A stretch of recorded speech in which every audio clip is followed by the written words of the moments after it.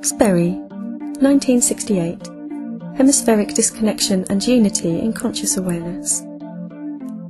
The aim of Sperry's study was to understand how the two hemispheres of the brain function when they have been disconnected.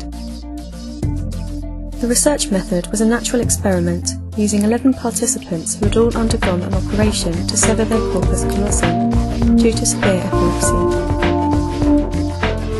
Sperry used specially designed apparatus which allowed stimuli to be presented to one hemisphere at a time.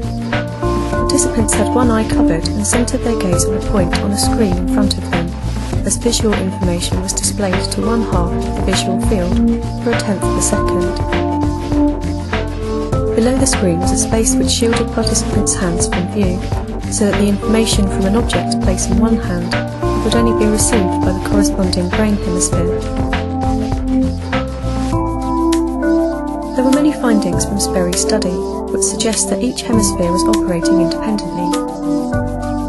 A piece of information presented to the left visual field, the right hemisphere, would only be recognised again if seen by the same visual field. Visual information presented to the right visual field, the left hemisphere, could be described in speech and writing.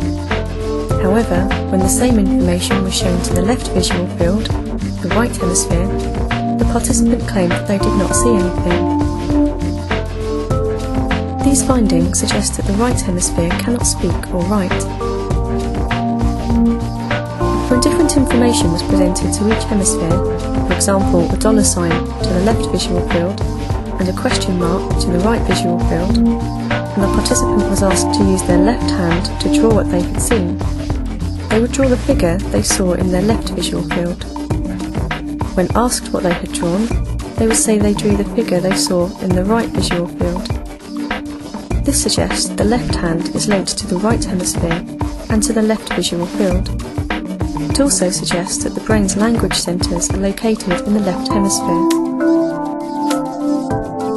Participants could describe and name objects placed in their right hand, but could not describe objects placed in their left hand. Participants were asked to select the item from an assortment of other objects. They could only select the correct item with the hand that the item was originally placed in. The right hemisphere was shown to be capable of a variety of higher order tasks, such as simple arithmetic, categorising and sorting items, and tasks utilising spatial awareness.